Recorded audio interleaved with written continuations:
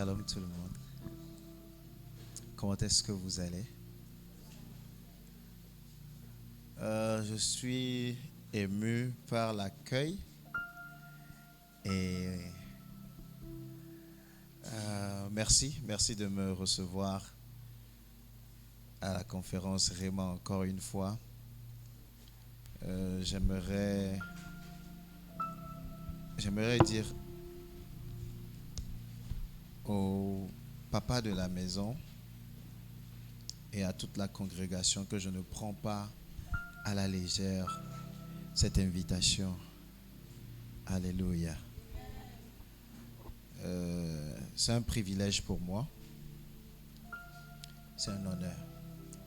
Je pense que je peux aller sans traducteur cette fois-ci. Il n'y a pas de souci, non? Ok.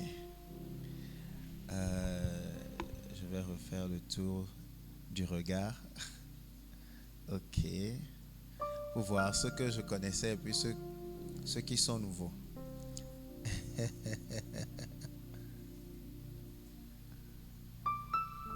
Wow. Ok, donc j'aimerais nous dire qu'on va passer de bon temps ensemble. Nous allons passer un bon moment dans les Écritures. Et non seulement cela, nous irons progressivement mais sûrement. Et vous serez chargés. J'ai une bonne nouvelle pour vous. Je ne sais pas si j'ai dit au pasteur même, mais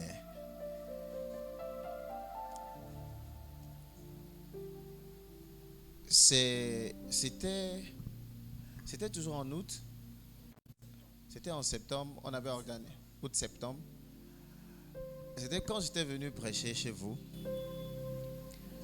que j'ai eu le titre de mon livre qui devait suivre, basé sur l'atmosphère qu'il y avait ici. Juste pour vous dire, il y a quelque chose dans cette maison.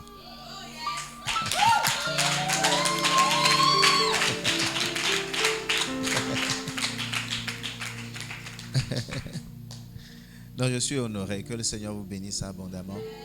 Shall I come and minister?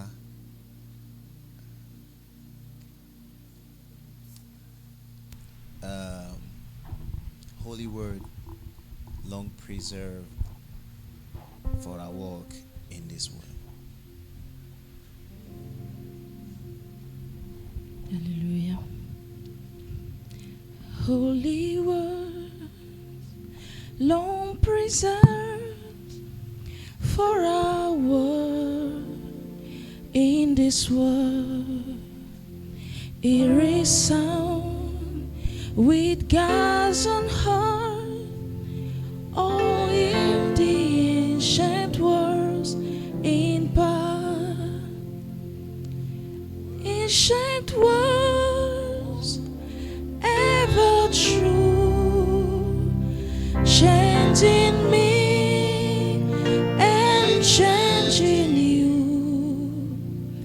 We have come with open heart, all let the ancient words in power, words of life, words of hope, give us strength, help us cope in this world where we roam. Ancient world will guide us home. Ancient words, ever true, changing me and changing you. We have come with open heart, all let the ancient world in power. Avant-scène vérité qui te change et qui me change. Nous sommes là d'un cœur ouvert, que ta parole, Seigneur, nous change.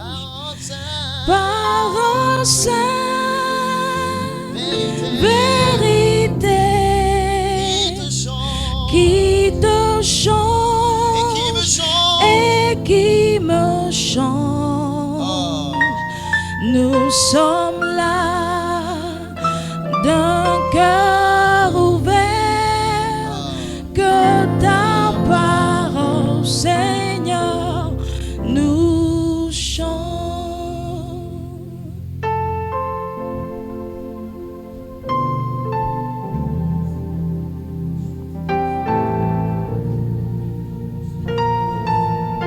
Commence par parler en langue. Shaden de la bossa que pratish manish koma. Marosh sandi librando ze grandi fikis kovaiando sta. Legos ki vandi lia sonda la raboshe glaria gaga. La tozi varushke enus parandi a cosa. Interereboso talimbra lisha. Barush kaviandes ke vobriaska. Ezaliambelelebo sheketeria. Brandelebo sondorobo kotarianderebo sata. Endalabo senterianderebo sondalabakaya. Manderebo shandarabakanda. Et qui me change. Nous sommes là d'un cœur ouvert, que ta parole, Seigneur, nous change. Nous sommes là D'un cœur ouvert, que ta parole, Seigneur, nous change. encore une fois. Nous sommes là d'un cœur ouvert, que ta parole, Seigneur, nous change. Merci Seigneur. Merci pour cette atmosphère. Merci pour ce peuple merveilleux. Merci.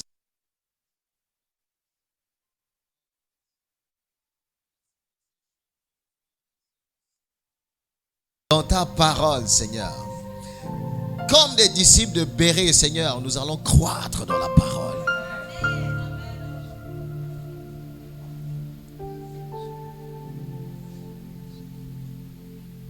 Seigneur, je prie que tu libères l'esprit de révélation et de sagesse sur cette congrégation afin qu'ils arrivent à te connaître mieux. Et ce soir, illumine les yeux de leur cœur. Fais-le pour la gloire de ton salut. Au nom de Jésus. Amen. Amen. Ok. Pour ne pas perdre du temps, on est à la conférence Réma. Et le Réma, c'est la révélation de la parole. Amen. Et la révélation que Dieu t'a donnée particulièrement, spécifiquement, quand tu lis la parole. Ok. Ou une parole qui t'appartient à toi personnellement. Et ma prière est que tu aies une parole de révélation. Amen. La Bible dit la révélation de ta parole illumine. En d'autres termes, le réma du logos illumine et donne de l'intelligence aux simples, aux népios, aux immatures spirituels. Donc que la révélation, le réma puisse t'illuminer. Durant ces 5 jours, oui, on aura 4 jours. Et puis là, le dimanche viendra. Et non seulement cela, je te demanderai de, quand je te dis de jouer, l'atmosphère que tu as créée est très, très, très bonne. Okay. Non, attends d'abord. Ne joue pas, sinon tu vas dévier mon message. Ok. L'atmosphère était tellement bonne que ce avec quoi je suis venu avait commencé par dévier. Ça veut dire, je vais vous expliquer pendant qu'on serait en train de... Je vais faire ça rapidement, ok? Et je vais vous expliquer 2-3 choses. La raison pour laquelle j'ai appelé la demoiselle en question, je vais vous expliquer comment le ministère... Il y a ce qu'on appelle le sacerdoce. Et chacun a son sacerdoce. Je ne veux pas vous retenir debout longtemps. Chacun a son sacerdoce. Et je vais vous expliquer ce que les gens ne comprennent pas. La Bible dit nous sommes des sacrificateurs. Et si nous sommes des sacrificateurs, et ceux qui ont été appelés à rester à l'autel ou à faire le ministère depuis l'autel, nous sommes tous différents. Nous n'enseignons pas de la même manière. Nous ne prêchons pas de la même manière.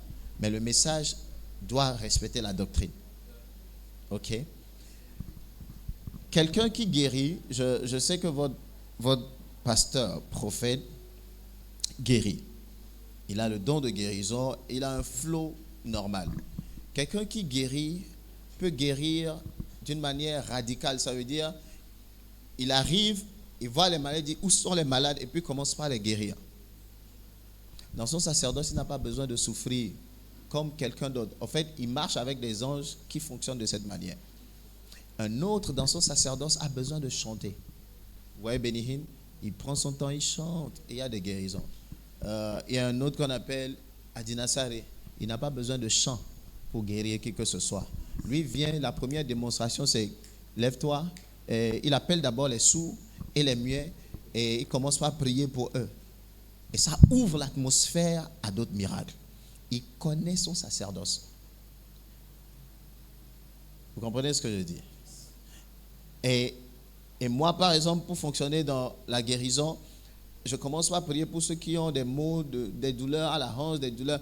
Ça ouvre l'atmosphère pour moi. Chacun doit connaître son sacerdoce. Je peux chanter, je sais chanter. Mais quelqu'un d'autre a une onction plus comment je vais dire,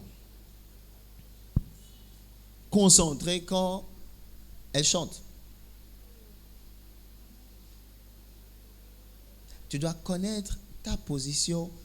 C'est pour cela que nous sommes un corps. Je ne peux pas faire exactement ce qu'elle fait. Je peux chanter et puis l'atmosphère va être ouverte pour la guérison. Mais elle peut chanter et puis ça crée l'atmosphère pour l'impartition, où le Seigneur descend pour nous communiquer des dons ou communiquer quelque chose. Donc nous sommes tous différents dans ce que nous sommes en train de faire. Vous comprenez ce que je dis? Il y a des gens, tout le monde prie pratiquement ici, mais il y a des gens, quand vous leur donnez le micro pour prier, vous allez voir, l'atmosphère va changer.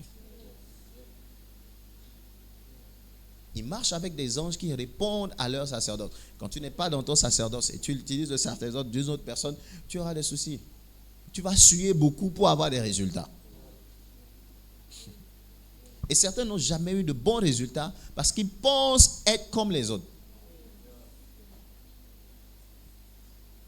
Et c'est ce que ta musique a créé en moi. Tu as compris ce que je veux dire. Mais ce n'est pas dans ce sens-là que je veux aller. Ok, allons dans le livre de Romains, le chapitre 6. Je suis venu en tant qu'enseignant. Est-ce que quelqu'un quand même a compris quelque chose? Vous avez compris quelque chose? Bon, ça c'est plus pour ceux qui font le ministère et ceux qui feront le ministère plus tard.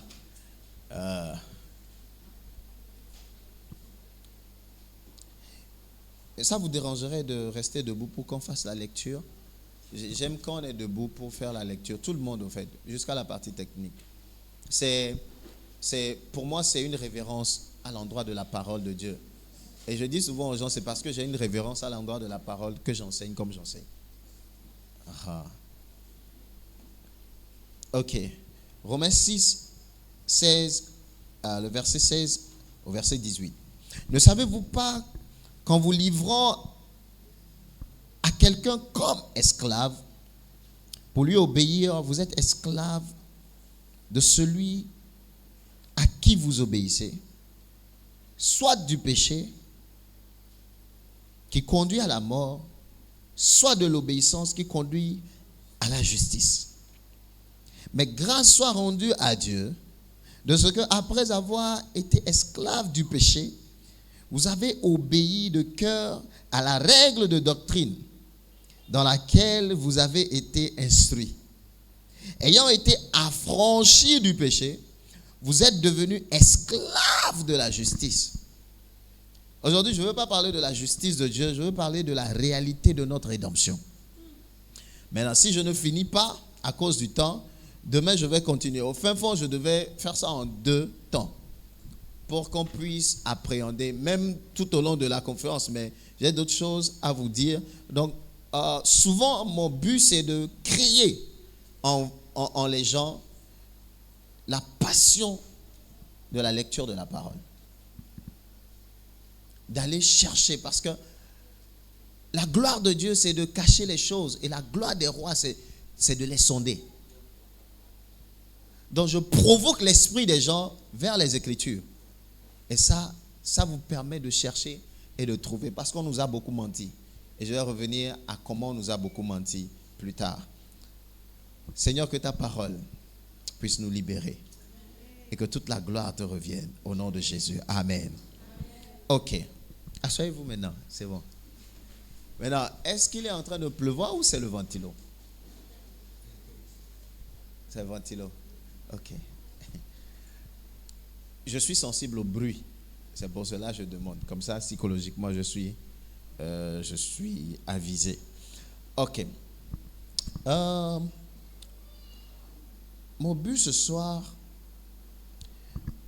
est de vous montrer 4 aspects de notre rédemption. Et ces 4 aspects-là vont vous permettre de comprendre ce qui nous est arrivé pour de vrai.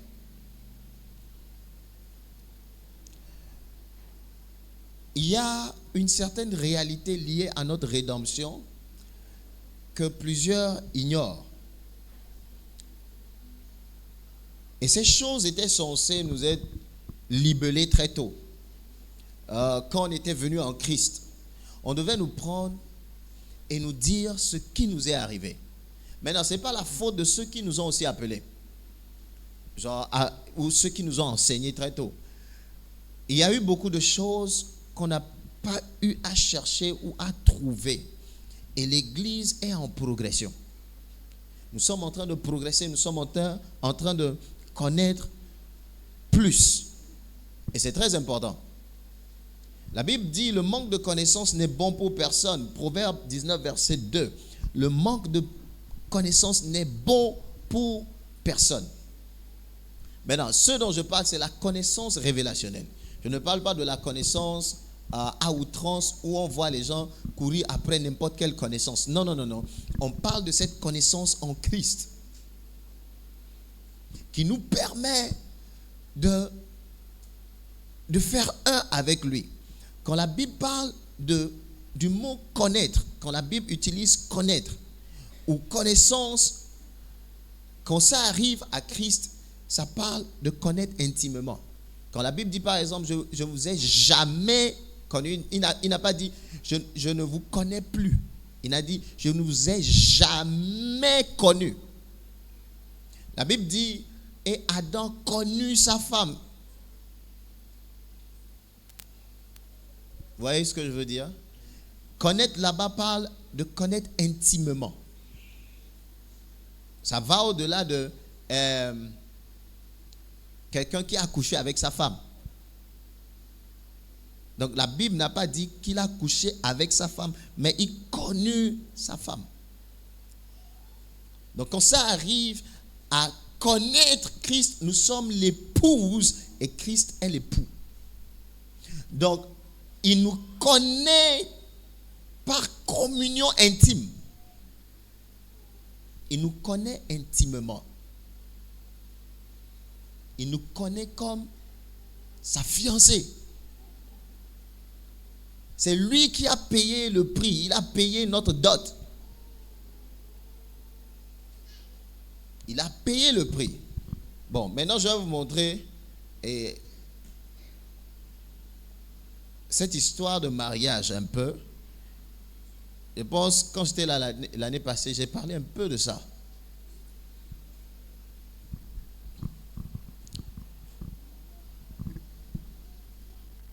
Christ.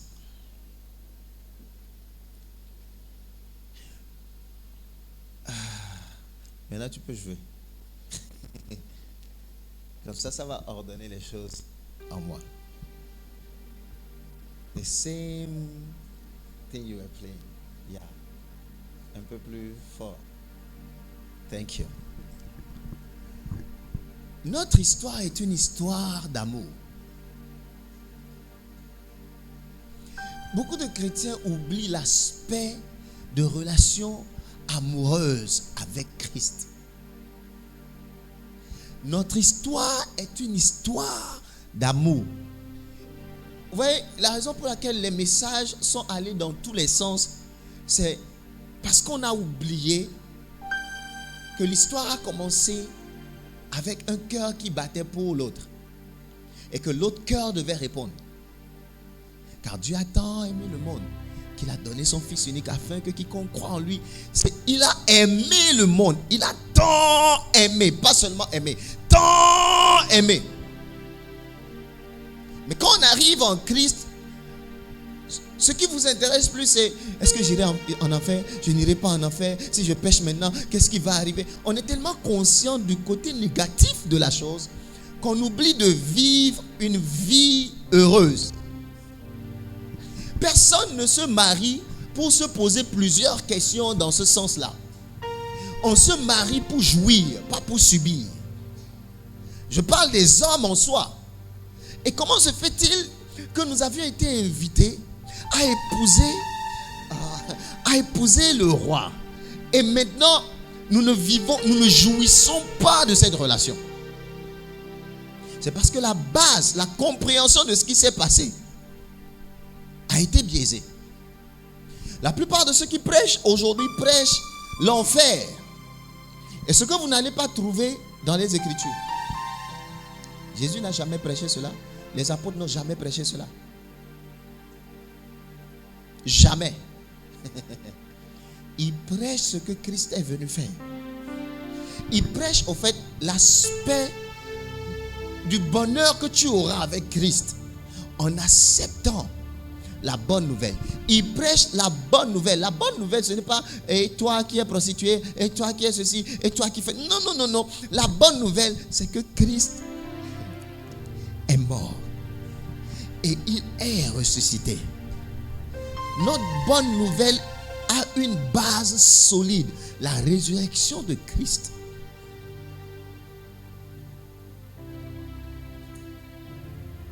On ne prêche plus la résurrection de Christ. On prêche juste les péchés des gens. Les gens savent déjà qu'ils sont pécheurs. Ils ont besoin d'une solution. Christ est venu pour être la solution. Nous nous sommes séparés de Dieu par le péché. En fait, ce n'est pas parce que nous avions péché, c'est parce que Adam a péché. Et comme un père asthmatique, son fils a l'asthme. Pas parce que le fils a fait quelque chose, il est né de son père. Un point barre. Non, parce que nous venons de... Parce qu'en fait, quand on parle des humains, on parle de race. Nous sommes une race. Donc de la race humaine, ce qui coule de la tête coule sur les enfants.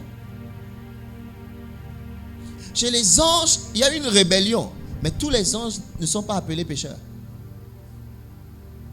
Mais quand on rentre dans la... Parce que les anges marchent par groupe. Ils ne sont pas une race. Il n'y a pas de race angélique. Nous, on est une race. Donc, dans une race, tout ce qu'il y a, de l'ADN jusqu'à... Tu vas voir. Donc, nous avons hérité le péché. Est-ce qu'il y a traduction? Est-ce qu'il y a traduction? Ok, donc je vais aller doucement. Nous avons hérité du péché d'Adam. Et ça, on l'appelle péché, on l'appelle iniquité. C'est le péché originel. Ce n'est pas parce que tu fais bien ou tu ne fais pas bien. Le bien et le mal se trouvent dans un seul fruit que l'homme a mangé. Ça veut dire si tu fais bien, tu ne seras pas sauvé. Si tu fais mal, tu ne seras pas sauvé. Parce que le bien et le mal se trouvent en une seule chose. Dans le bien, le mal ne sauve pas. Oh non, moi je fais bien pour ne pas, et moi je vis bien pour ne pas, comme moi je ne suis pas un adultérin, comme moi je ne vole pas, je pense que j'ai... En fait, tu n'es même pas qualifié. Tu peux faire tout le bien du monde, être philanthrope, donner tous tes biens. Si tu n'as pas Christ, en fait, tu es déjà en enfer.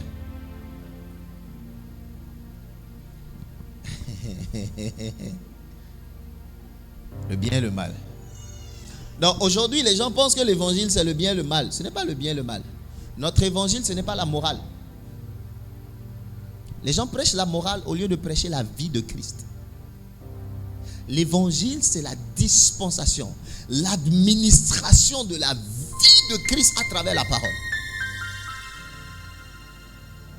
Quand la vie ou la vie de Dieu exhibée, quand la vie de Dieu exhibée vient à nous, la morale naturellement suit.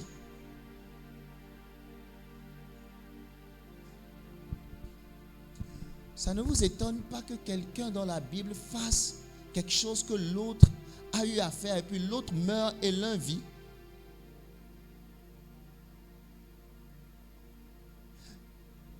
Je n'ai pas vu Saül faire pire que David.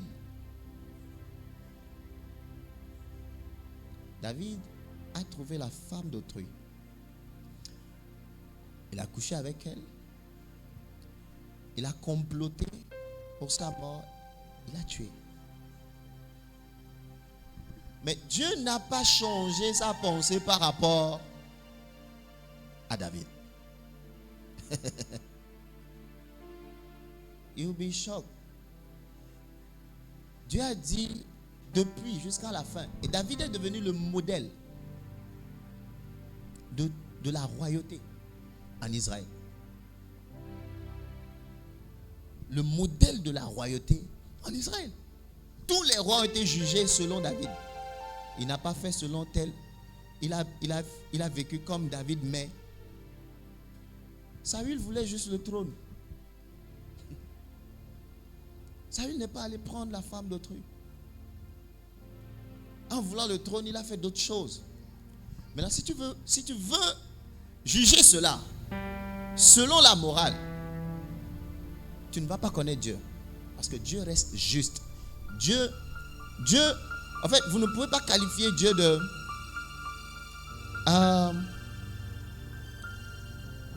Dieu n'est pas qualifié par rapport au bien et au mal. Il est qualifié par rapport à la justice. Que tout homme soit trouvé menteur et que Dieu soit trouvé, en fait, juste.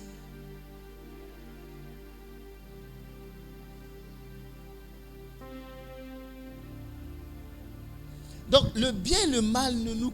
Que tu fasses le bien, que tu fasses le mal, ça ne te qualifie pas.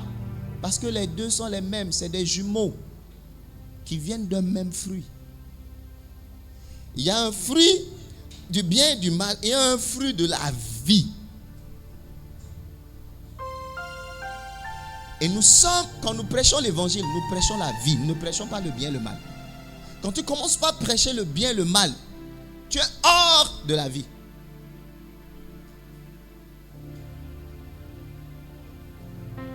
Donc, nous avons changé le pupitre en un lieu de morale. Au lieu de prêcher la vie de Christ, de dispenser la vie de Christ. Quand cette vie rentre en les gens immoraux commencent par pleurer. Ils commencent par se demander qu'est-ce qui m'est arrivé? Pourquoi suis-je loin de ce Dieu-là? Vous savez pourquoi on a de mauvais chrétiens? Je dis mauvais dans le sens où ils ne sont pas de bons chrétiens. Parce qu'on ne leur prêche pas la vie de Christ, on leur prêche la morale.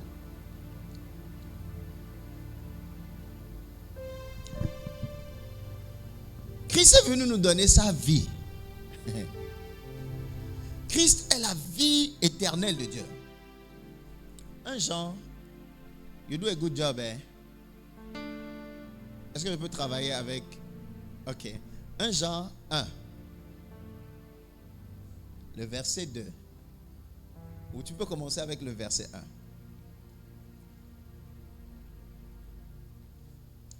Ce qui était dès le commencement, ce que nous avons entendu, ce que nous avons vu de nos yeux, ce que nous avons contemplé et que nos mains ont touché concernant la parole de vie.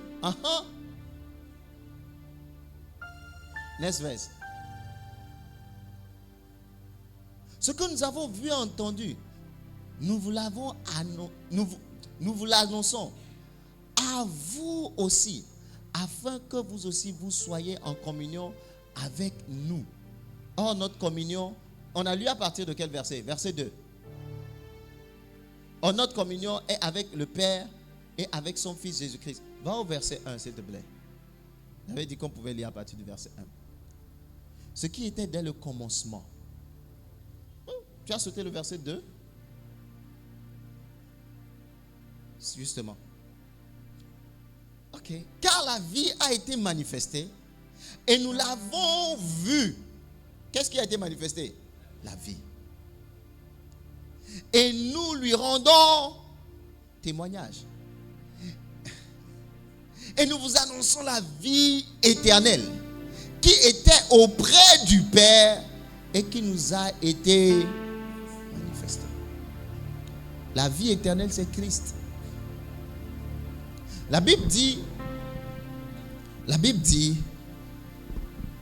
la domination reposera sur son épaule et que son nom sera Père éternel.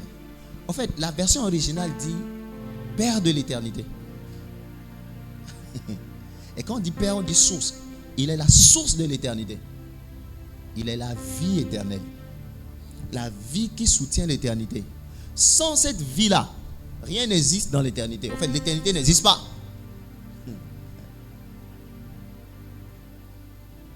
Donc, c'est cette vie éternelle que nous vous annonçons. C'est ce que Jean est en train de dire. La vie éternelle est une personne qui est venue vivre en nous. Paul dit qu'il ne vit plus. C'est Christ qui vit en lui. Donc, quand on commence par comprendre, avoir la conscience de cette vie éternelle-là, nous vivons une vie suprême. Ce n'est pas une vie qui a quelque chose à voir avec ce qu'on avait avant. C'est une vie qui vient avec une autre dynamique. Je m'arrête là-bas parce que je voulais vous parler de... Donc, le Père nous a aimés. Il a donné son Fils.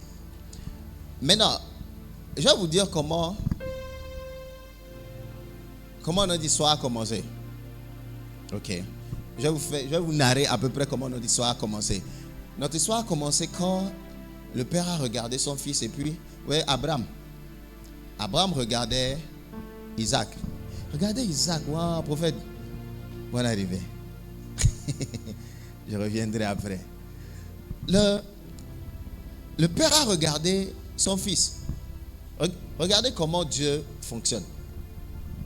Il y a ce que nous appelons dans les Écritures l'anthropomorphisme. Ok. Où un homme est pris comme Dieu dans les Écritures. Donc Abraham marchait avec Jésus et avec Isaac et il l'emmenait sur une colline que Dieu lui a dit qu'il va lui montrer. Et ils ont fait 3 jours. Et il marchait avec I need somebody to walk with. Non, c'est d'accord. Il marchait avec, de préférence, un homme. Yeah. Non, pas toi. You have to sit down and watch your people. Ok, l'homme là, puisque toi, tu fais quelque chose là-bas. Ok, c'est pas grave. So,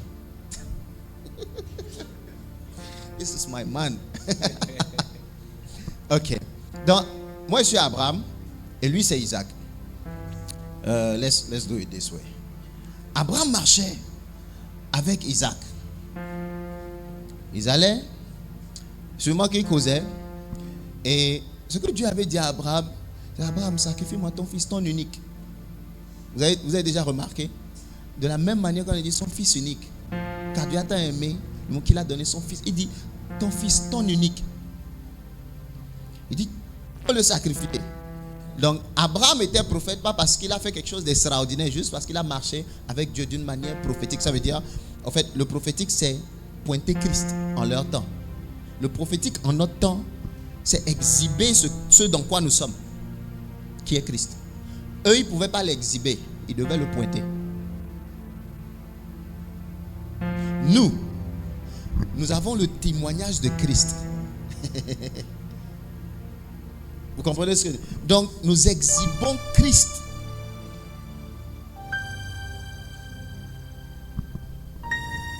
Donc, ils étaient en train de marcher. Et Dieu lui a dit qu'il lui montrera un lieu où il pourra sacrifier son fils. Donc, il ne connaissait pas le lieu. Ils allaient, ils se promenaient. Viens, on se promène. Ils ont fait 3 jours. Quel fils va suivre son père ne sachant où il va? J'ai découvert un secret dans l'histoire. Je l'ai prêché en 1 heure de temps, donc je ne vais pas vous dire. Si je dis ça en l'air, ça va causer des... Mais, ok, let's go. Si ça me tape dans l'esprit, je vais vous dire. Donc, ils se promenaient. Premier jour. Allez, you just follow me. I'm going to sacrifice you. Deuxième jour. Troisième jour. Est-ce que ça ne vous dit rien? Ça ne vous dit rien? Sur une colline. Et il portait du bois. Mon fils, où est ton bois? Prends ça, prends le bois. Mets ça. Mets le bois. Il portait du bois. Ça ne vous dit rien? Ah, c'est maintenant. Le fils même, c'est maintenant il comprend. Porte le bois. Donc maintenant tout le monde commence à voir un peu clair. Et il était avec 2 serviteurs. Ça ne vous dit rien? Et il a dit aux 2 serviteurs de rester ici. Il ira adorer avec son fils. Tu comprends l'adoration maintenant? L'adoration va au-delà de « Oh Seigneur, Alléluia ».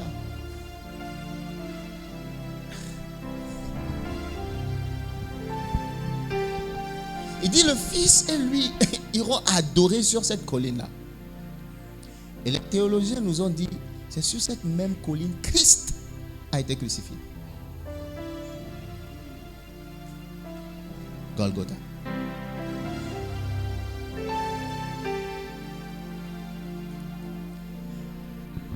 Deux serviteurs qui représentent les 2 brigands, 3 jours qui représentent les 3 jours de résurrection de Christ, raison pour laquelle Isaac n'est pas mort.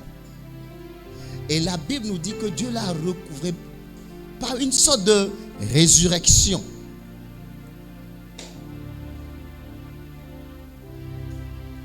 Donc Abraham marchait avec Isaac comme le père peut marcher avec son fils. Et il l'envoyait à la croix pour nous.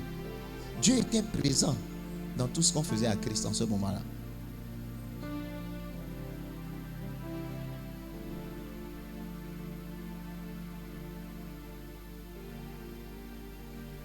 L'Ancien Testament a été scellé. Le Nouveau révèle l'Ancien. Et si nous arrivons, je ne sais pas comment les prédicateurs ou les enseignants font pour enseigner et prêcher sans pointer Christ depuis l'Ancien Testament. Moi, ça me choque. Je ne sais pas comment ils font pour qu'on ne voit pas Christ. De chaque personne dans l'Ancien Testament, je peux vous montrer chaque aspect de Christ. S'il y a quelqu'un dans l'Ancien Testament qui soit extraordinaire, c'est Joseph. Chaque aspect de Joseph. Les autres, ils ont quelques aspects de Jésus. Chaque aspect de Joseph pointe tout ce que Jésus est venu faire jusqu'à ce qu'il ne parte aux cieux.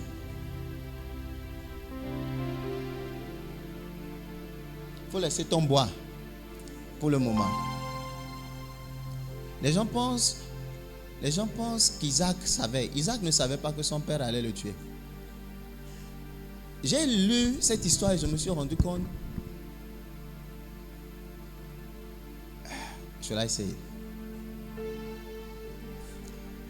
J'ai fait un enseignement sur la place des pères lié à Abraham et Isaac, à partir de ce moment où Abraham a voulu sacrifier son fils. Lisez après, vous pouvez lire après. L'enseignement doit être avec le pasteur Agban. C'est chez lui que j'ai fait ça. J'ai remarqué que quand Abraham était revenu, il était revenu juste avec les 2 serviteurs, il n'est pas revenu avec Isaac. C'est-à-dire qu'Isaac a fui. Il a dévancé les 3. Il allait dire à sa maman ce qui s'est passé. Et quand vous lisez très bien, pour couper court, quand Sarah mourut, Abraham est descendu pour prendre son corps. Ça veut dire qu'à partir de cette histoire-là, les 2 n'étaient plus ensemble. Sarah voulait protéger Isaac d'Abraham. Ils se voyaient, mais ils n'étaient plus ensemble. C'est pourquoi quand Isaac allait se marier, quand Rebecca. Quand Rebecca est arrivée, la Bible dit qu'il a pris Rebecca et l'a emmenée dans la tente de sa mère. Il l'aima et il fut réconforté dans la tente de sa mère. Quand les anges étaient venus, ou quand Dieu a visité Abraham, Sarah était dans la tente d'Abraham. Mais après, Sarah avait une tente à part.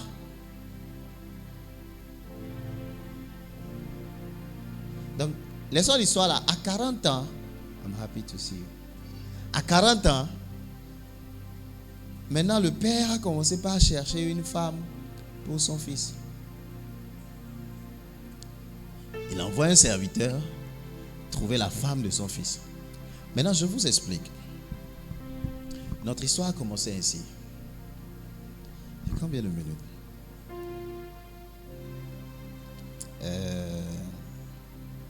Ok.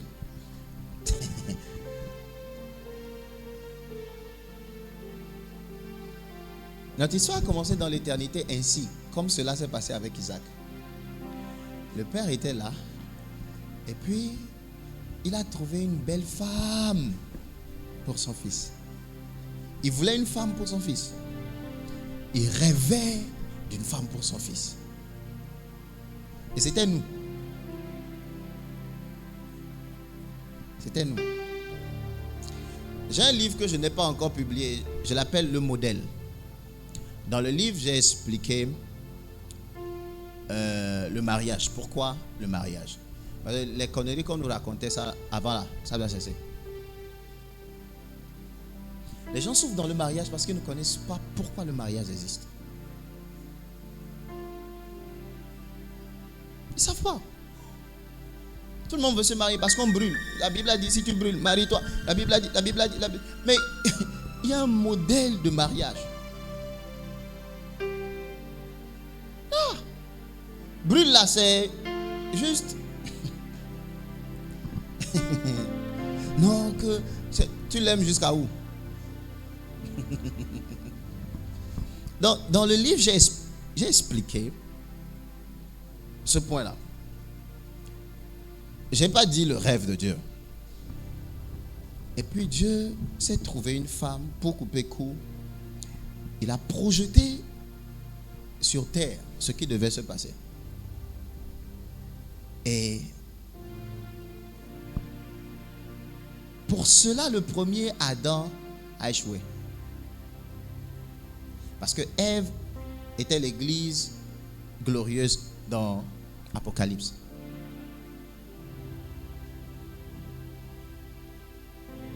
Ok. Mais en ce moment, il n'était pas encore appelé Ève. On l'appelait femme. C'est après la chute qu'on l'appelait Ève. Vous êtes d'accord avec moi? Il a appelé femme premièrement, et après la chute, on l'a appelé Ève. Right? J'espère que je n'ai pas tourné la tête à la chose. Donc, quand il a vu, je vais vous montrer comment la chose s'est passée exact. En fait, tout ce que Dieu a fait dans le livre de Genèse, c'est la genèse de tout ce qu'on est en train de voir. C'est le livre le plus riche de la Bible. Ève est l'église glorieuse dont nous parle l'Apocalypse. La Jérusalem céleste. Il aime noter. Hein? Viens. We'll be working together. Ça c'est Adam. Mais cet homme c'est Ève. Ok? Je le prends, je veux travailler avec un gars, c'est pour cela. Oh, je vais travailler avec mon PA. Viens. Pour le moment, let me use it. Pour qu'il n'y ait pas de confusion entre Steve et Adam. So, c'est mon assistante personnelle. So, I can. Vous savez, Ève était en Adam. C'est ce que la Bible nous a dit, que les deux étaient une seule personne. Et un jour, vous connaissez les Écritures, un jour, Dieu a fait tomber un profond sommeil sur l'homme. Il a fait sortir de lui. Dieu a été le premier chirurgien dans la Bible. Donc, s'il y a un truc en toi et les médecins disent que tu dois être opéré, tourne-toi vers le chirurgien par excellence. Avant que lui n'a pas besoin de mettre de bistouri dans ton corps, il enlève la chose. On était à l'église quand une de nos sœurs est venue nous rendre témoignage. Ce témoignage, je pense qu'il était public, hein? Et il était public. Wherever. Comment vous appelez? Quoi? Il y a eu un kyste ovarien qui a disparu de son corps. Alors que les médecins lui disaient qu'elle devait être opérée, puis c'était gros. By the time we knew, gone. La demoiselle qui est derrière là-bas, qui est derrière toi. On était là un dimanche, c'était un samedi, on priait pour le culte de guérison. On priait. Et j'ai commencé par avoir une ligne. La ligne me retraçait dimanche et la ligne me montrait une personne qui avait, what do you call it? Une masse dans son sein gauche. I think I mentioned it. Dans son sein gauche. Et elle n'a jamais dit ça. Et moi, j'aurais jamais imaginé que c'était elle. Donc, j'ai commencé par dire, il y a quelqu'un ici. Hier, quand on priait, le Seigneur m'a dit, aujourd'hui, la personne sera là. Elle est sortie à Oz. Et j'ai prié pour elle. J'ai dit, go and check now. Elle est revenue and the thing has disappeared. Maintenant, écoutez, ce n'est pas... Non, n'acclamez pas, c'est tranquille. C'est pour vous dire, Dieu n'a pas besoin. Quand tu n'as pas besoin, si ton cas va jusqu'à un médecin, peut-être le médecin doit manger.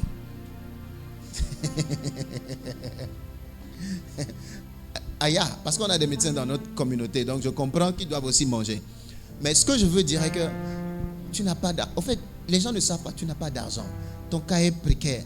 Et Attends, ne souffre pas beaucoup. Il y a un chirurgien par excellence qui ne te prendra pas d'argent, qui, par amour, he will take that thing out. C'est ce que je veux dire. Laissez les riches qui croient en ça aller dépenser de l'argent. Ils vont payer les médecins à notre place. Nous, Christ va opérer les miracles dans notre vie. Amen. Donc, je disais, Dieu l'a opéré. Il a pris une côte. Et puis, il a formé la femme. Quand le gars s'est réveillé, et je suis sûr qu'il s'est réveillé 3 jours après, ça c'est moi qui dis ça. Quand il s'est réveillé, il a regardé la femme, Isha. Il a dit waouh. Maintenant, il a dit voici cette fois. Ça veut dire qu'il cherchait.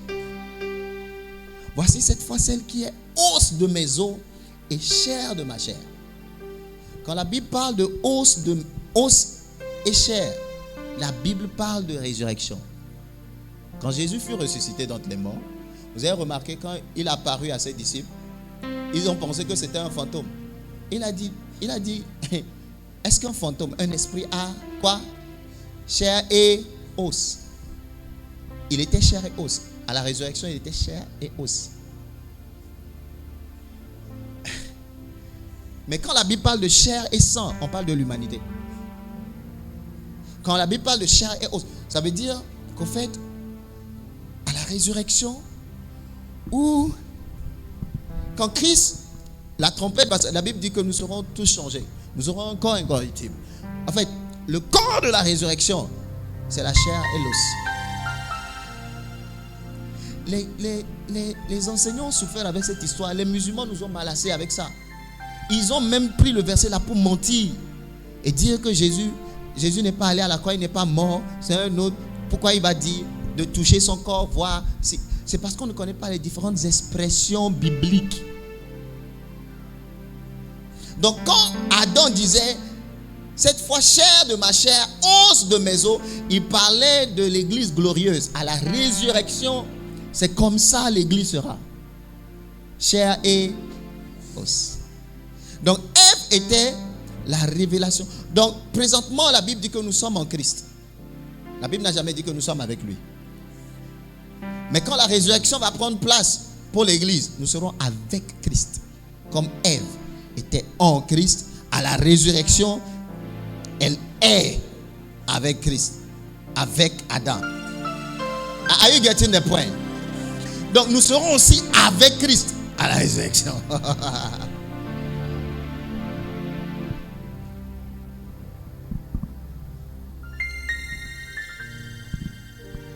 On va au mariage et puis on nous dit simplement et on nous lit le verset, on nous dit que Adam vient, il dit que os de mes chair de ma chair, os de mes os, et puis on nous laisse là-bas. Non, la femme est censée refléter la gloire de la résurrection dans le foyer.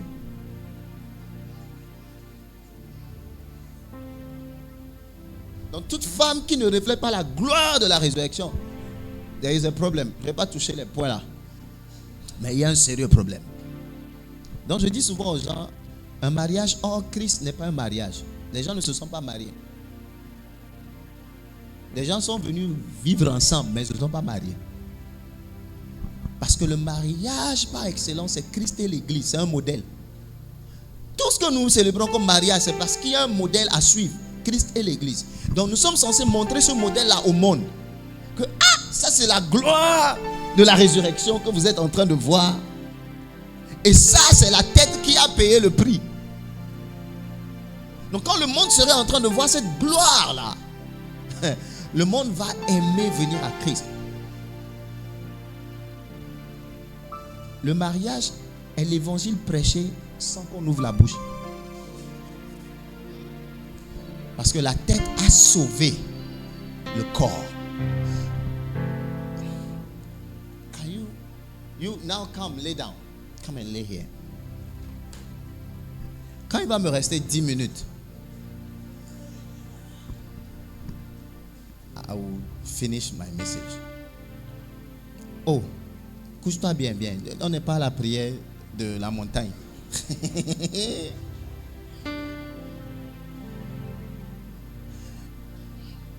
Quand Dieu formait l'homme, il a formé la tête premièrement. Comment est-ce que je sais? Même biologiquement, c'est la tête qui pousse premièrement. C'est la tête qui sort premièrement. Hein? Et c'est la tête du spermatozoïde qui rentre, pas la queue. Christ est la tête.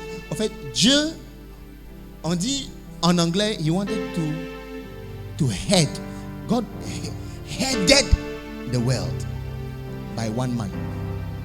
Dieu voulait nous trouver une tête. Quand maintenant, vous êtes comme si vous étiez hors de Christ, vous êtes sans tête. Tous ceux qui sont dehors là, cherchez-leur une tête, prêchez-leur Christ. Ils doivent recevoir Christ pour avoir une tête. Parce qui n'ont pas de destination. Ils n'ont pas de destination. Ils n'ont pas de gouverneur. Ils existent sans tête. Donc ça, la tête premièrement parce que Christ devait venir sauver le corps. La tête devait venir. Donc Christ est la tête. Il a formé la tête. Il a commencé par former son corps jusqu'ici.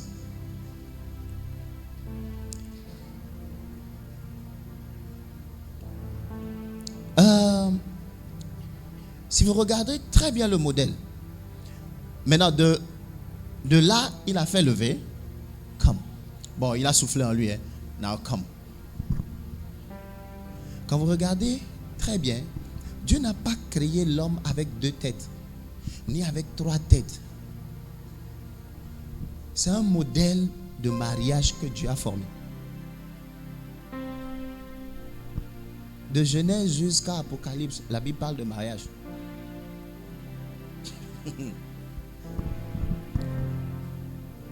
Quand Dieu formait la tête, il pensait à l'homme. Quand il formait le corps, il pensait à la femme. Donc Dieu voyait Christ et il voyait l'Église. Il voyait Christ et il voyait l'Église. Donc le modèle était tellement clair depuis cette projection que Dieu a eu à faire que même quand tu te mires, mon frère, ma soeur, quand tu te mires et tu vois ta tête et tu vois ton corps, tu dois voir la gloire de Dieu. Yeah. Les gens disent tu es laid, tu n'es pas laid. C'est pas ça que David dit qu'il a une créature si merveilleuse. Ça ne parle pas de sa beauté, ça parle du modèle de Dieu. Sinon certains seront désavantagés. Le verset là ne va pas marcher pour tout le monde. Mais certaines personnes d'entre nous, when you see our face is very ugly. Certains même n'aiment pas se regarder dans le miroir. Donc ce verset, quand tu vas donner le verset à la personne, c'est parce que David était beau. En fait, David avait une beauté féminine. Blond, il attirait les femmes. David n'était pas après les femmes parce qu'il était roi. Non, David attirait les femmes. Sa beauté, naturellement. Jusqu'à dire qu'il est roi. Mais ce n'est pas de ça David parlait. Il parlait de comment Dieu l'a tissé. Il parlait du modèle qu'il est. La tête et le corps. C'est un modèle. Donc quand tu te regardes, tu vois que ta tête n'est pas coupée. Et que tu as un corps. Les gens ne comprennent pas pourquoi Jésus guérissait les gens. Jésus guérissait les gens pour restaurer le modèle. C'est tout. C'est à sa venue, le modèle devait être restauré. Les aveugles voyaient, les lépreux devenaient purs. Parce que tes 5 doigts représentent les 5 dons ministériels. Les 10 doigts représentent la responsabilité de la grâce. Et going on. Ton épaule. La Bible dit la domination reposera sur son épaule. Donc c'est sur l'église que repose la domination. Hallelujah. What's my time? Somebody to give me my time. 10 minutes. Okay, thank you. So, on reviendra sur le modèle. Ok? Mais je voulais qu'on comprenne que Dieu a un modèle. Dieu a un modèle d'autorité. Dieu a un modèle de mariage. What else? En fait, Dieu a un modèle précis dans la tête. Il ne nous a pas fait par hasard. Il ne t'a pas créé les yeux par hasard, les narines par hasard. Non. Tu es une merveille de Dieu. Je dis, tu es une merveille de Dieu. Thank you. Thank you. Comme il me reste 10 minutes. Donc, le plan de rédemption était même dans la création de l'homme. Le plan de rédemption était dans la création de l'homme. Dieu créa la tête au corps. Il savait qu'un homme allait venir payer le prix pour acquérir son corps, sa femme.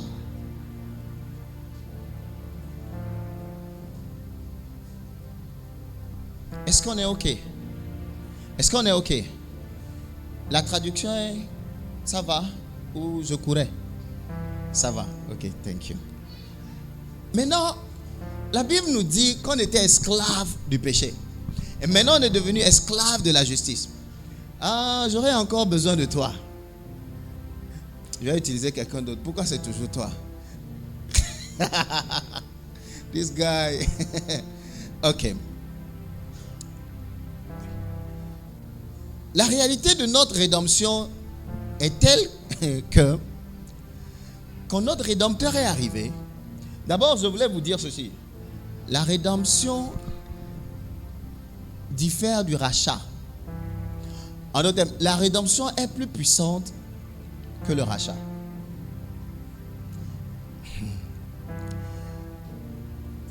Je peux acheter une maison, mais j'ai acheté la maison et il y a des gens dans la maison qui ne veulent pas partir.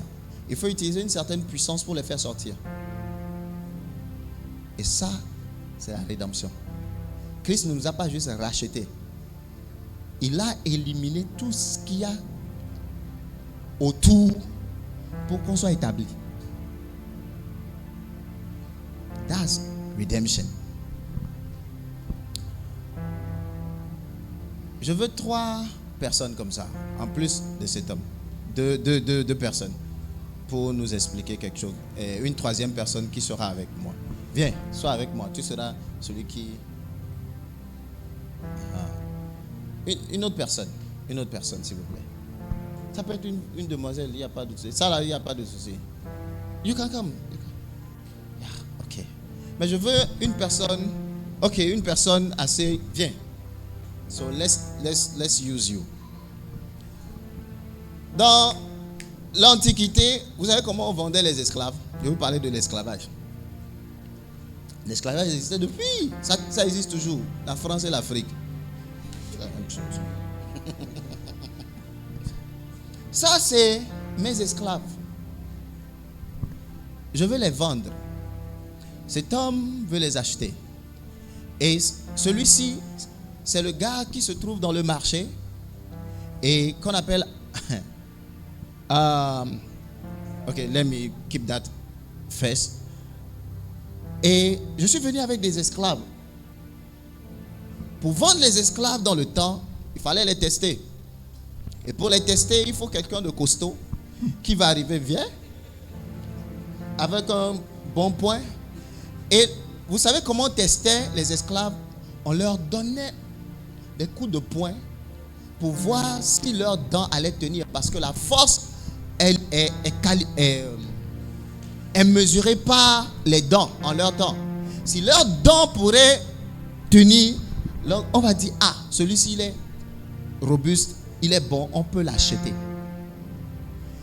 Donc you are giving them blues. Non, pas vraiment. Fais l'illustration. Et c'est comme ça que tu donnes des coups de poing, mon frère. Faut stimuler un peu. Ah. Yeah. Vous savez pourquoi les illustrations existent? Pour que vous n'oubliez pas. Donc on vient avec un gars baraqué façon. And he will test their teeth. Si tes dents partent, il dit ok, va t'asseoir. Toi, on ne peut pas t'acheter parce que tu ne vas pas faire le travail. On vient à lui. Yeah.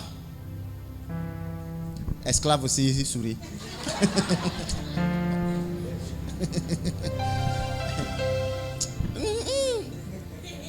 Il ne peut pas faire le travail. Vous serez choqués que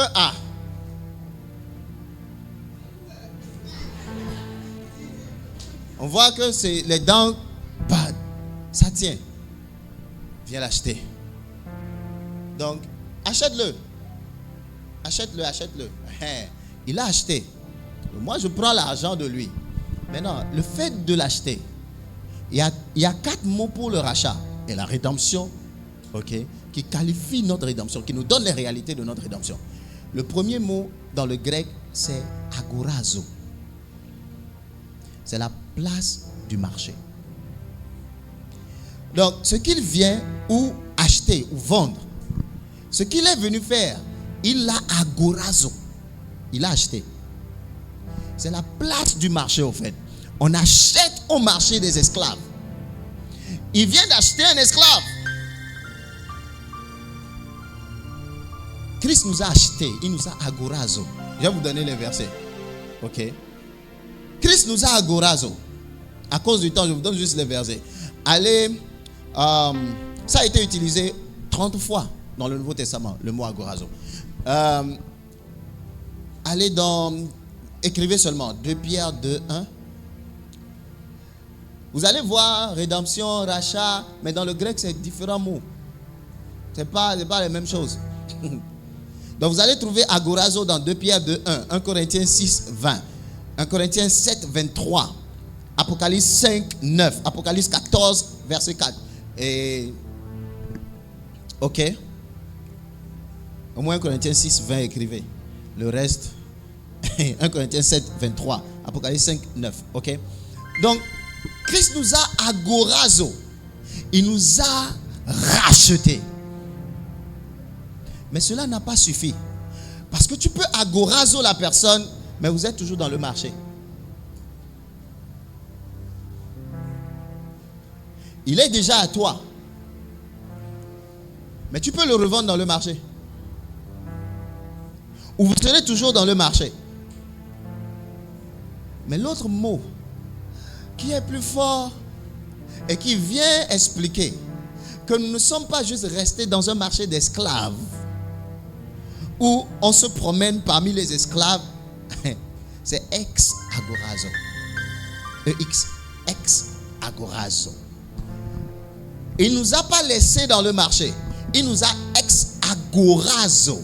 Il nous a fait sortir. Non, il nous a achetés. Mais il nous a fait sortir. Il nous a ex-agorazo. Il nous a fait sortir du marché.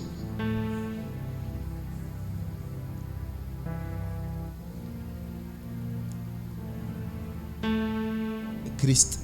Le Christ a une autre. Christ fait sortir. Fait sortir le gars là. Donc c'était notre marché ici. Il n'est pas resté avec lui. Israël pouvait être sauvé de Pharaon et rester en Israël et en Égypte. Mais il les a ex-agorazo. Ça parle, c'est une distinction. C'est une possession totale.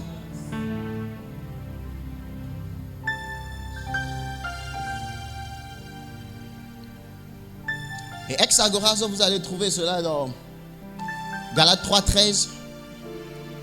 Le verset que tout le monde connaît. Galates 4, 5. Christ nous a ex-agorazo. Il nous a fait sortir du marché. I thought you don't understand yet. I thought where you should clap is there. On a été ex-agorazo.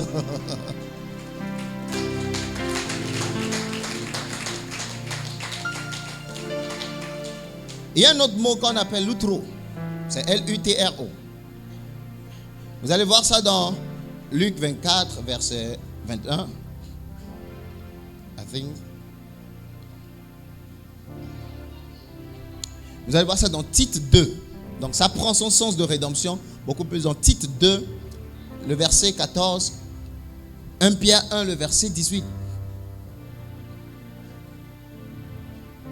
Ça veut dire être libéré par le paiement d'une rançon.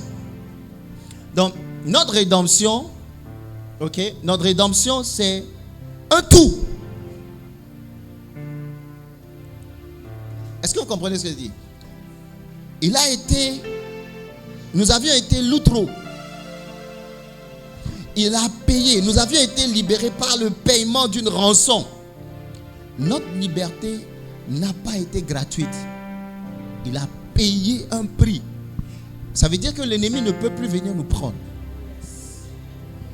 Il n'y a rien qu'on pourrait encore faire pour que l'ennemi nous prenne. Nous appartenons à un autre maître. Donc quand tu dis Jésus est mon Seigneur, tu es en train de dire qu'il est ton maître. Donc on était esclaves du diable, du péché, il est venu, il a payé le prix du péché. La Bible dit, lui qui n'a point connu de péché, Dieu l'a fait devenir péché. Jésus n'a pas juste porté le péché, il a incarné le péché. Maintenant, l'implication est que afin que nous devenions justice de Dieu, donc il a pris notre place premièrement pour qu'on prenne sa place. C'est une question de substitution. Et maintenant que tu es justice de Dieu, il n'y a rien qui pourrait défaire cette nature-là. J'ai un souci avec le fait de prêcher l'évangile et de dire aux gens qu'ils peuvent être sauvés et en même temps aller en enfer. Ce n'est pas l'évangile. On n'est pas au milieu pour savoir un jour je serai sauvé ou je ne serai pas sauvé. Il y a une mauvaise compréhension. Est-ce que vous savez que le salut dans le grec est conjugué au passé, au présent et au futur?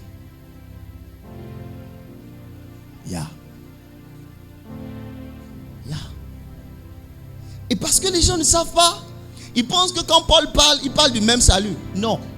Paul a parlé du salut de notre esprit, il a parlé du salut de notre âme, et il a parlé du salut de notre corps. Ceux qui persévéreront seront sauvés, et les gens pensent que, ceux qui persévéreront, c'est ceux qui ne vont pas pécher, ceux qui ne vont pas, et jusqu'à Jésus va venir. Non. Il parle de la rédemption du corps, mais les gens ne font pas attention à cela. Nous avions été sauvés par la foi. Nous sommes en train d'être sauvés par amour. C'est l'amour qui est en train de nous changer. Et nous serons sauvés par espérance. Oh, l'espérance ne trompe pas.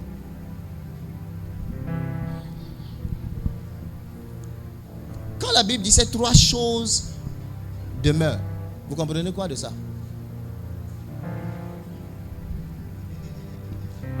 Nous avions été sauvés par la foi. Ça, c'est notre esprit.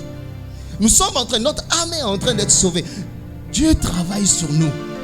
Le plus tu connais son amour, le plus, wow, je veux vivre pour lui. C'est son amour qui est. Et quand vous regardez très bien dans les caractéristiques de l'amour, dans 1 Corinthiens 13, la Bible dit l'amour espère tout. Ça veut dire que dans l'amour même se trouve l'espérance. Et l'amour croit tout. Dans l'amour se trouve la foi. Donc, en ayant la foi, notre esprit a été sauvé. Paul ne peut pas être contradictoire. Si tu confesses de ta bouche le Seigneur Jésus et si tu crois dans ton cœur, tu seras sauvé. Et après, il va encore nous dire qu'on ne sera pas sauvé. Nous, on a déjà cru. On a confessé de notre bouche. Et maintenant, quelqu'un vient nous dire, bon, parce que tu as péché hier, tu ne sais pas si tu iras au paradis ou pas. Je ne fais pas l'apologie du péché, ce n'est pas ce que je dis. Mais je dis, c'est mal enseigné le salut. C'est un affront à l'endroit du sang de Jésus,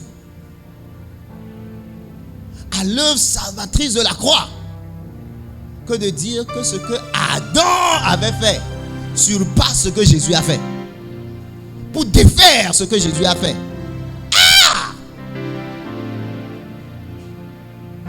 Ces gens d'évangile nous disent tout simplement que ce que Adam a fait est plus fort que ce que Jésus est venu faire à la croix. Le péché dans la nature diffère du péché dans l'acte.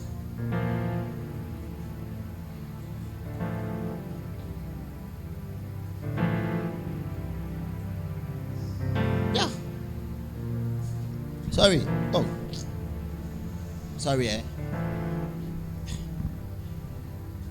Vous allez voir, les chrétiens n'arrivent pas à vivre une vie de victoire parce que tantôt ils pensent que Dieu a quitté, tantôt ils pensent que Dieu est là, tantôt ils pensent que Dieu s'est fâché, tantôt ils pensent qu'ils vont en enfer, tantôt ils pensent qu'aujourd'hui je vis bien donc je peux. Je vous ai dit, le bien et le mal se trouvent dans un seul fruit. Que tu fasses bien ou pas, ce dont tu as besoin, c'est l'autre fruit de la vie.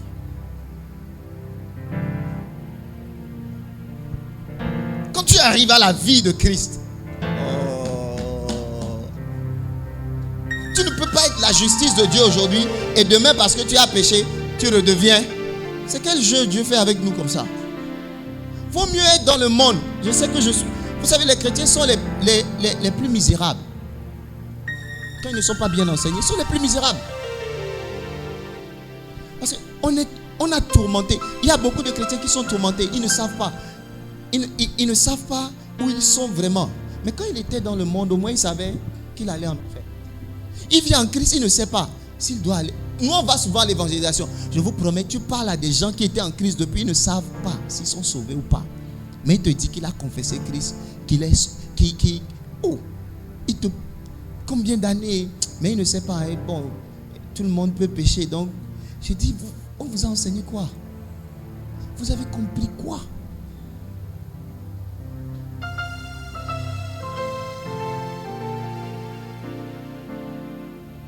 Quand cette vie t'anime, tu commences pas à détester le péché. Là, vous savez pourquoi la Bible dit enseignez-les? C'est parce qu'il y a une vie et la vie là vient avec une autre philosophie. Est-ce que vous avez remarqué que quand Paul parlait aux Corinthiens, les pires chrétiens du Nouveau Testament, là, les Corinthiens, les gars là étaient terribles, hein? Mais les dons de l'esprit étaient là-bas. L'Éternel dit oh. But listen to this. Ils retournaient dans le temple de prostitution. Si vous connaissez l'histoire des Corinthiens, chez eux, il y avait de la polyandrie. Les femmes dominaient sur les hommes. Il y avait des prostituées qui étaient riches et qui prenaient 2, 3 hommes comme mari.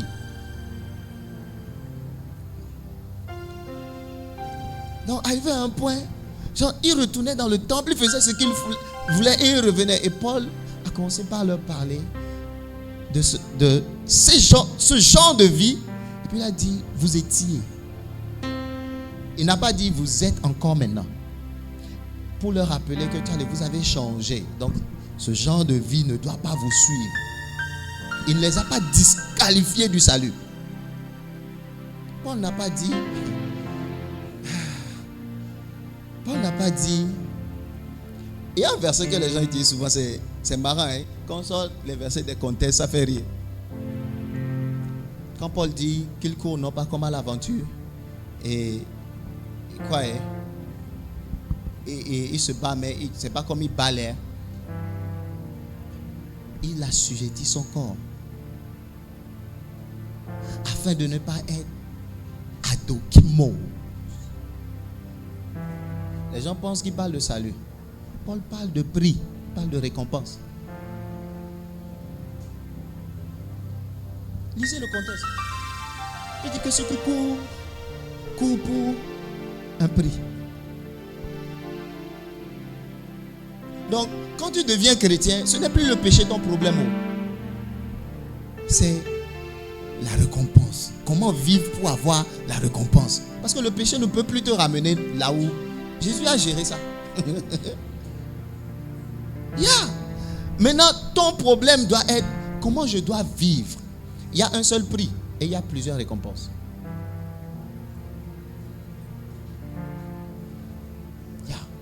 Il y a différentes couronnes comme récompense. Mais Paul nous parle du prix à gagner qui est Christ. Christ est le prix. Christ même est le prix.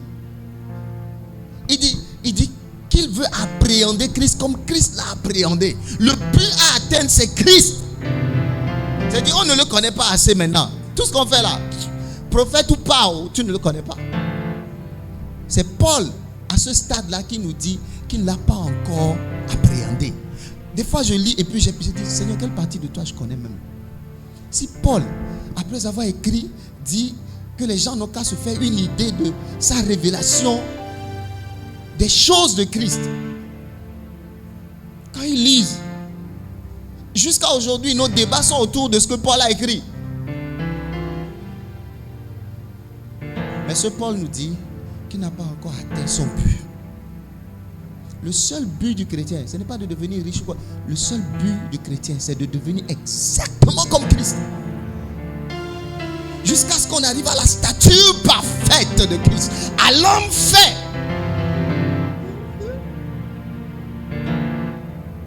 Mon but, ce n'est pas de devenir comme quelqu'un d'autre. Mon but, c'est de l'appréhender. Oh, C'est de l'appréhender.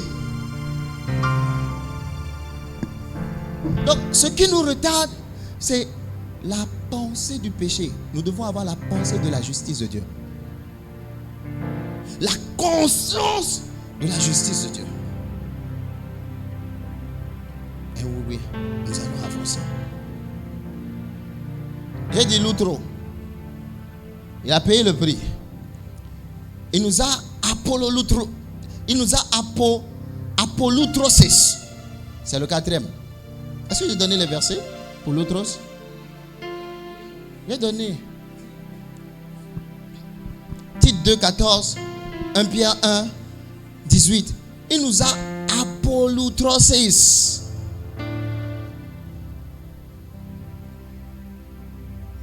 Hébreux 9, 15. Colossiens 1, 14. Éphésiens 4, 30.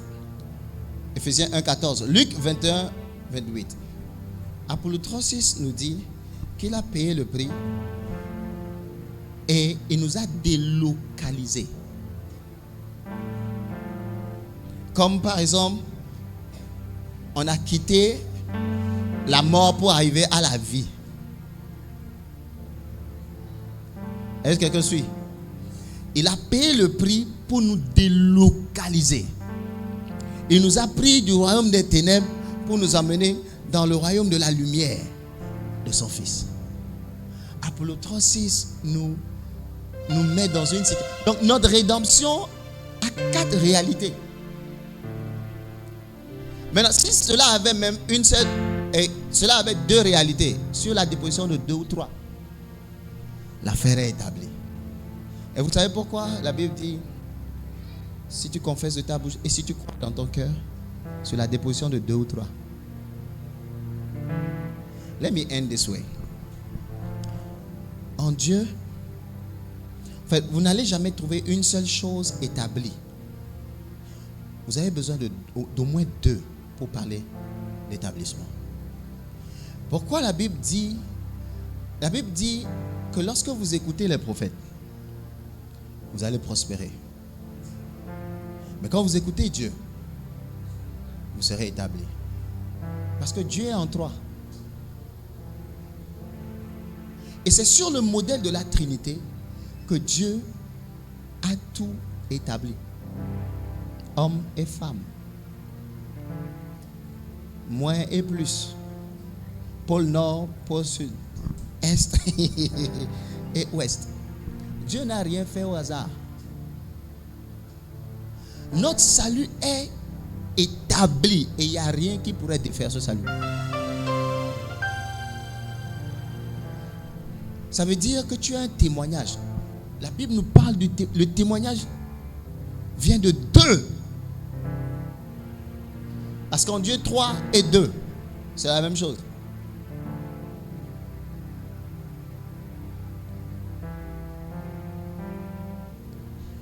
Pour ceux qui ont déjà eu une expérience ici avec le Seigneur, où le Seigneur leur est apparu, ou dans un songe, ou juste comme ça. Des fois, vous voyez Jésus-Christ venir seul. Ça, c'est une autre expérience. Mais s'ils doivent venir 2, est-ce que vous les avez une fois vu 3 arriver? Non. Ils peuvent venir les 3, mais parce que le Saint-Esprit est déjà en toi. Humblement parlant, toutes les expériences que j'ai eues avec le Seigneur, le Père et le Fils sont venus. Je me rappelle, une seule fois j'ai eu une expérience où le Seigneur seul est venu. Un ange a pris ma main pour déposer entre les mains du Seigneur et il m'a pris pour me montrer quelque chose au loin. C'est la seule fois. Les autres fois, le Père et le Fils viennent se tenir et le Fils parle. Maintenant, si le Fils seul vient, c'est parce que tu as déjà un témoin aussi en toi, qui est le Saint-Esprit. Ce que Dieu fait, si Dieu te parle, vous savez pourquoi les prophètes existent? Parce que ce qui est dit dans le monde de l'esprit doit être dit ici, pour que ça fasse 2 voix. Et non, pourquoi tu n'as pas besoin de prophète? Non, tu en as besoin. Parce que quand Dieu parle une fois, un prophète réplique cela ici. Ça fait 2 voix. Pas forcément un prophète. Un homme de Dieu dit ce que Dieu dit. C'est établi. En tout cas, si c'est Dieu qui l'a dit, c'est établi. Même si cela tarde, ça va aller. Stand on your feet.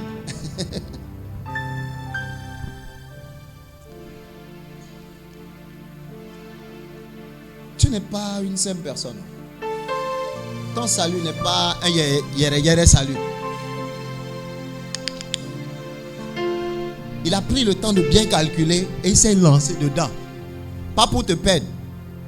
Jésus n'est pas venu pour nous perdre. Sinon, le jour où on a accepté l'évangile, Dieu allait nous prendre en même temps et dire j'ai eu 1, j'ai eu 2. Yeah. Ou bien vous n'avez jamais pensé à ça. Il nous a laissé ici pour qu'on puisse le représenter comme il faut. Et mettre l'ennemi à sa place constamment pour qu'il sache que lui-même il n'a pas besoin de descendre. Il a des éléments. Arrête de dormir, de faire des cauchemars, chrétien. Hey! Qu'on te poursuit dans ton sommeil, à partir de cette nuit, c'est toi qui vas poursuivre. Ah! Qu'on te poursuit dans un sommeil et tu te réveilles tout en sueur, ça ne va plus arriver. C'est toi qui vas poursuivre ce qui te poursuivait à partir de cette nuit. Tu poursuis la chose et tu dis qu'est-ce qui ne va? Qu'est-ce qui ne va pas? Tu avais toujours été comme ça, juste que tu n'as jamais eu la révélation de cela. C'est pourquoi un esprit peut venir t'oppresser. Oui, Christ en toi, comme ça.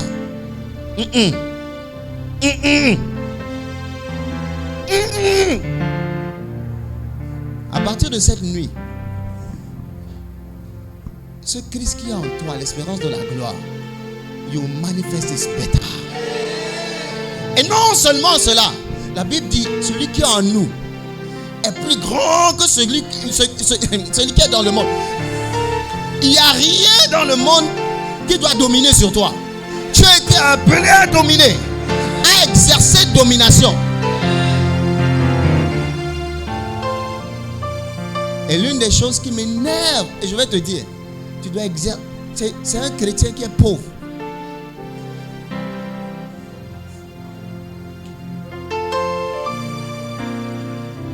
Tu dois rejeter ce truc-là de toutes tes forces.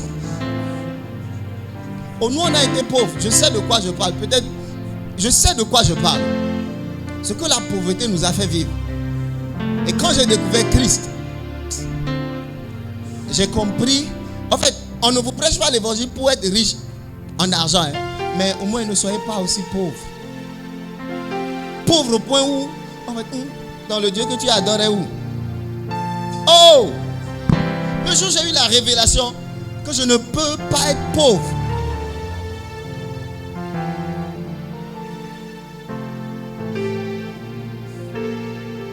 Demandez à nos membres. J'ai dit dans notre église, personne ne va m'embêter. Nous on a une église de jeunes. La plupart d'entre eux ne travaillent pas. Donc j'ai la suprématie pour le moment. Yeah. J'ai envoyé certains à l'école. Je m'apprête à payer les collages d'autres personnes. Yeah. Et je leur dis, tout ce que je fais là, je prépare le futur. Et je leur dis souvent, les pasteurs ont fait ça. Mais après, les gens du monde, quand ils voient, ils disent, quand les enfants commencent à exploser et tout, ils prennent soin de leur pasteur. Ils disent non, ils veulent l'argent des fidèles. Mais ils savent pas ce que le pasteur a payé comme prix au début. Chers frères, pasteurs, chers collègues, n'ayez pas peur de payer. Certains quitteront, ne vous en faites pas. Mais il y a d'autres. Dieu essuie toujours les larmes de nos yeux. J'ai payé le collage d'un jeune homme. C'est un petit comme ça qui était arrivé. Il a eu sa licence. Oh, quand il était très intelligent. Quand il a vu qu'il pouvait avoir du travail, il est allé composer. Il est allé faire un concours de l'OTR. Donc il s'est dit qu'il allait réussir. Il s'est rebellé. Il m'a insulté, il m'a dit qu'il ne m'a jamais demandé mon aide. J'ai payé de première année jusqu'à licence, il a fini. J'ai payé son loyer. Même quand il avait commencé son stage, j'ai payé 2 ans de son loyer. Et j'ai compris que quand un fidèle ne te demande pas l'aide, c'est parce qu'il est orgueilleux. Il ne faut pas être pauvre et orgueilleux à la fois. C'est 2 choses dangereuses qui t'arrivent. Pardon. Quand tu es pauvre, sois humble, va demander. Mais si un fidèle ne te demande pas, ne te tue pas. Parce qu'un jour il te dira, bon, lui-même il savait qu'il allait réussir, tu t'es précipité pour l'aider. Dis à quelqu'un, est-ce de toi on parle comme ça?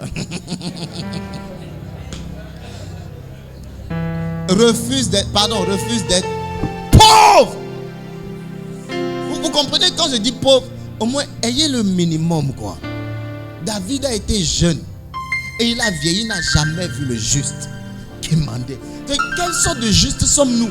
Toi, la justice de Dieu. Eux, ils étaient d'autres justes qui essayaient de plaire à Dieu. Toi, la justice même, tu représentes la justice. Et la Bible, tu es un juste.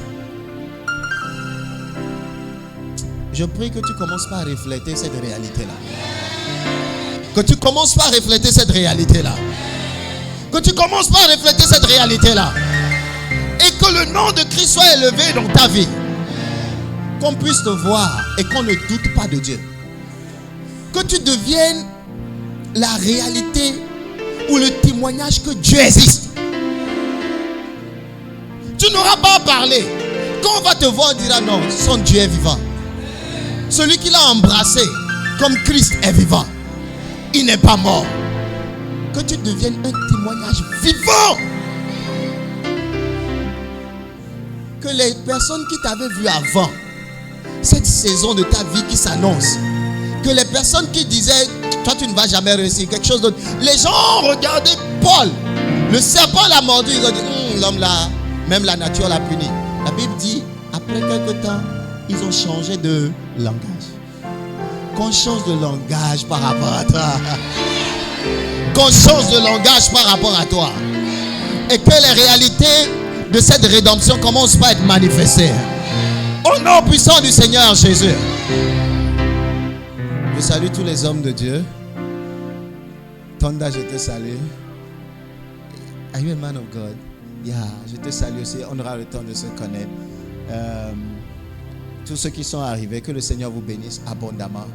Et shalom, shalom à vous.